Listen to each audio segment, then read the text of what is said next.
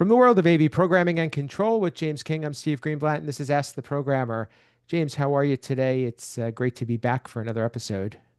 I'm doing great, Steve. I'm really looking forward to this conversation. So I'll just leave it there. How are you doing? I'm doing well. We we are so excited to bring back the guest that we had in our previous episode, and we want him to do all the talking. So we'll be brief and bring him right into the conversation.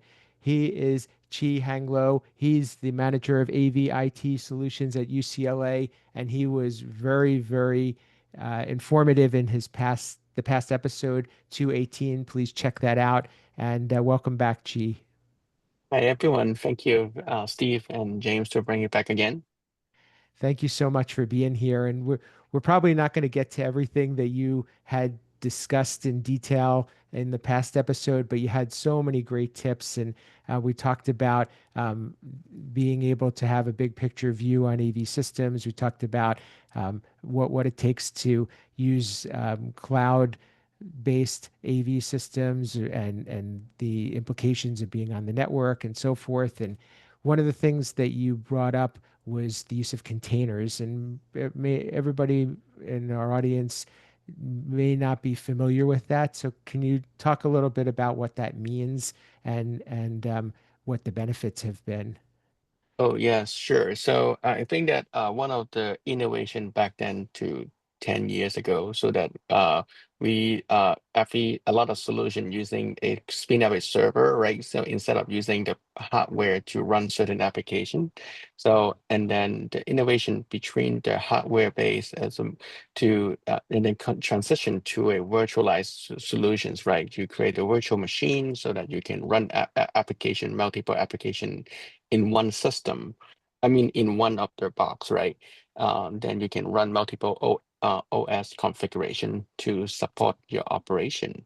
However, so this create a problems, right? So that you basically you create multiple server, and then could be Linux, could be Windows, right? Then they competing resources very bigly, and then also you need to provide all the you need to maintain and install every single time, right? And then it's not efficient. So for one of the very easy example is some solution you will put your application and database all together within the server, right? So then your competing resources is also not efficient as well. So for the design standpoint, they will separate out the database server and the application server to two server, right? So but when you're using this approach, you still create two duplicated servers to run it in a virtual machine.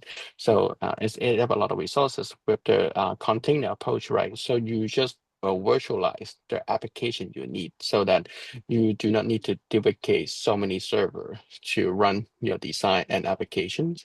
And then also to allow you to have more flexibility to kind of scale your solution bigger and faster, and also to you when you create a container so that you can copy all the configuration and create this to another container, then you can duplicate to your application very easily. And then also to allow you to have more advanced architecture solutions, right? So typically for the AV solution, they create their the application database when they can create two separate servers, already amazing, right? But when you're doing this to allow you to synchronize your database to another Docker, so one of the Docker will be only for read only. So and then one of the Docker will be for write only. So they will sync. So, and then that will increase the speed. And then also that will allow you uh, to not corrupt your data. So it's a lot of a very interesting approach. I see that from the development side to do that, the application. And then also because you not create a whole server for the virtual machine, right? So that's allow you to make your virtualization. To using the Docker solution to create is much more cost effective too. But Wow, there's a that drawback that does have a lot of architecture plan. You need to make it ahead because otherwise you will have a hard time to scale it. that sounds really interesting and something that I hope that our audience has listened to closely, and I'm sure that they'll probably have some questions about it or want to learn more. So stick around to the end of the episode where she gives his contact information. But great tips there, and I presume that this is something that you've seen a lot of success with in the work that you've done already. Yeah. So and then I talked to some of the developer from the gaming industry, yeah, so that they doing a lot of using container with the cloud solution, have a lot of great success to or control the application. Yeah, that's really great.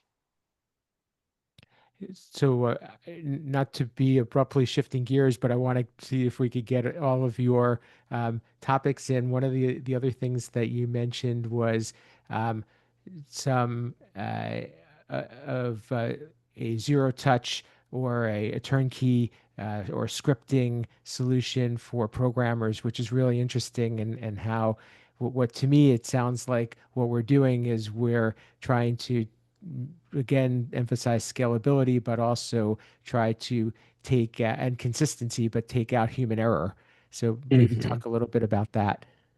Oh yeah, so I believe that a lot of uh, uh, integrator, they do a lot of hard work in their warehouse, right? They connect the gear, update all the firmware manually, right? So that then test it, send it out to the job site.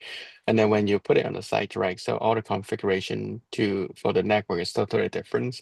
Then they need to do it again to meet the make sure that those devices will work in different environments, right? So how about using the automations to kind of can go through all the configuration, patching, and make the device connection with your control platform. So with the I can see that the role for the developer will be extremely important, right? Because they were going to create maybe a script, create a system to enable this for the customer. So and then I see that a lot of the developer also they create like the cloud solution for their client so that they using VPN to make their connection from the site to the control system so that they can achieve something similar to have a very effortless deployment using script by the programmer. So that I feel this is a really next step for the AV system, not only for the design and also for the implementation and programming. James, any thoughts on these? And do you feel like this is something that's could we would see more people doing, and that these are attainable ideas and concepts? Um, so first, is attainable? Yes, because Chi's prime example showing that it's attainable. And I go back to what I mentioned about in last episode. It takes a lot of work. Yeah. He does make it sound easy, but because of all the work he did in the forefront, all this stuff now comes easy and sounds simple. But yeah, I mean, this is refreshing to hear because it's one of the things where I'm nowhere near at the level of Chi and his team is yet, but I'm like I would say I'm in between what Chi and his team's doing and what the rest of the industry is doing. Moving more towards what Chi and his team are doing. And it's like, you know, hearing that there's others out there that, you're not going alone, you're not the lone wolf out there is great. So definitely refreshing, and I'm hoping others start following along. Yeah, I think I agree with you saying, about the attainable part, and that once once others see that there's success and the benefits of it, I'm sure that there'll be more follow the leader. Mhm. Uh, Another thing, Chi, that I wanted to touch on with the time that we had available is that what I've gathered a lot, and what we talked a little bit about previously, is a bigger picture view, and that view doesn't stop with delivering a program or a successful system, or even a successful deployment of X number of systems. It requires thought about maintenance, and also what's next and how a system will evolve. Talk a little bit about how your team handles that, because it's so important, and I feel too often we tend to I guess when it's not an in-house integrator, we tend to see that a system is complete when it's signed off, and then you move on to the next. And to me, that's day one for the people that are using it, and that's where really the importance of having a plan comes in. Yeah, that's a good point. Yeah, thank you, Steve. Yeah, so that I can share some my approach right now. So while I'm doing this, so sometimes we in their higher education is really easy to, hey, can you do that? Can you do that? Right? So then the programmer just jump in, bomb, done, and then move on, right? But here's the problem. That's not really able to scale very well because you have to very rely on one programmer, and then also when they are occupied, that's will be have a that's will be not able to pick up because they handle all the architecture, they handle the design.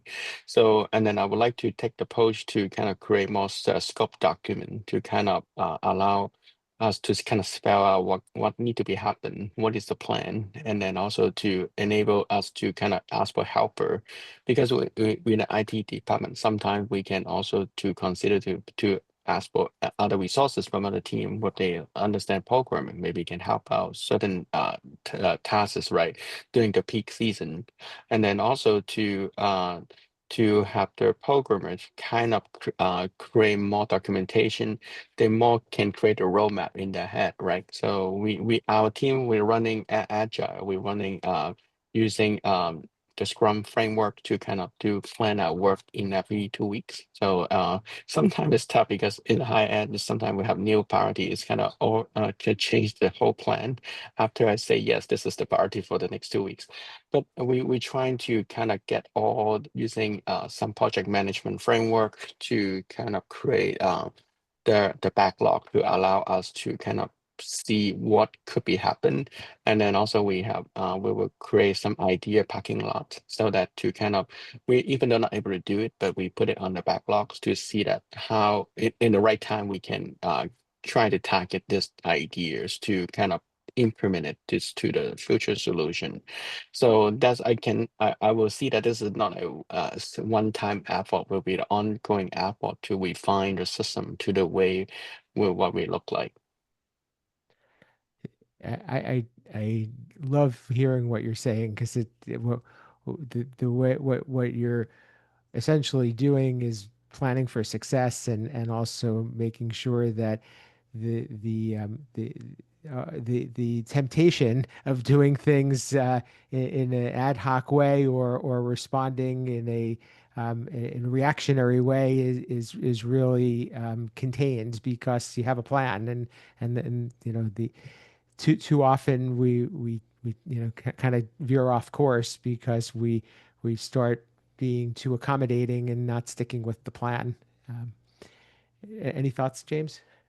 Oh, I again, she always brings wealth of knowledge, but if you really listen to what he just said, and this is, I know, Steve, you and I have talked about this numerous times. Even ChatGPT has given us as is there's very little programming, a lot of planning, a lot of documentation, a lot of prep work, and that whole it's a cycle. It's not a once and done. It's not linear. I do X, I do Y, I do Z, I move on. It's I do one, two, three, four, one, two, three, four. Like you keep going back and forth. We're not even with programming, but we're starting to do that a little more here where we're capturing ideas and our framework is okay, the ideas go here. Once they get approved saying, yeah, this is a good idea for IT to look at, they get thrown on a team's roadmap. And then what's key with the roadmaps is what we've said is there's timeframes that those ideas sit on the roadmap. So even if you are putting an idea that's like, oh, it's this is like a year later that we're going to look at it, well, it'll sit there, and then when that time frame comes up, we got to revisit it. Do we move it up, or does it sit again, or does it get canceled? So we are always refreshing, always revisiting. It's so nice to hear things like this, and it really we need to speak more about this and let the um, those in and outside of our industry understand that we have a bigger mindset, and I think that that'll give us a lot more strength and have people take us more seriously. Gee, we only have a few minutes, but did you have anything else that you wanted to touch on before we wrap up? I think that it's all good, yeah. So, and then also, I really know that I talk to James a lot too because his environment is very different than me. So that I want to say that I'm doing more like the enterprise scale is not that high touch, but his space is super high touch because the nature of the how educations, right? How science education, so that is also would lead me to talk think about how some of the idea can bring it to my design as well. So my teams for design, so that I think that to have a collaboration, this opportunity, greatly appreciate that for everyone's here. I really like that idea, and I think it really brings to light the fact that we can all learn from each other, and Mhm. it's important to be able to have to network and to not really get caught in your own world, and there's always something that you can learn from other people's experiences. And so what you've shared today has been extremely valuable. We will without a doubt have you join us again in the future, and certainly when something new and exciting that you want to share, please reach out and let us know, Chi. Until then, how can people get in touch with you, learn more about what you're doing, and keep up with, follow up with on any of the conversations? Sure, yeah. So to connect with me, you can send email to me. My email is chihanglo at it.ucla.edu. And then also you can reach out to me by LinkedIn, so that just you search Chi Hang Lo, you should able to find my name pop up. Absolutely, and I'll put that in the show notes so you can easily find that there if you want to take a look. And she's so approachable, so please reach out and talk with him and network, and I'm sure you're going to get a lot of value. James, how could people get in touch with you, learn what you're up to, and continue the conversation? Yeah, if anyone want to reach out to me, they can get me on social, AV_James King. I'm on X, Blue Sky. I'm out there. Then also on LinkedIn with the LinkedIn community as the programmer, Instant with HEPMA. Again, Google me, you'll find me. And I will share too that if it wasn't for James and Chi reaching out, we wouldn't have this conversation. So it's really critical and very very rewarding to get to meet people, be present and make connections, because you never know what can come of that. So encourage everybody listening out there to speak up and let us know you're out there, and also connect with Chi and everyone else in the Ask the Programmer community. For me, you could reach me at Steve Greenblatt on social media. My company, Control Concepts, who are a supporter of this podcast. And what we do is develop the components that programmers can use to make their projects more effective and efficient. Whether you're integrating a product or adding some functionality, you could find some of those at controlconcepts.net. And as you may know, we have a video version of this podcast on YouTube and an audio version on your favorite podcast player. Catch us in both places. Leave a rating, review. Let us know you're out there. And if you're interested in sharing something that you're doing, like Chi did today, please reach out and raise your hand. We would really like to have you on the show, and everybody learns from each other. If you have a topic or a question or you want to follow up, we will glad to entertain that too. So thank you for listening and watching. Until next time, this has been Ask the Programmer.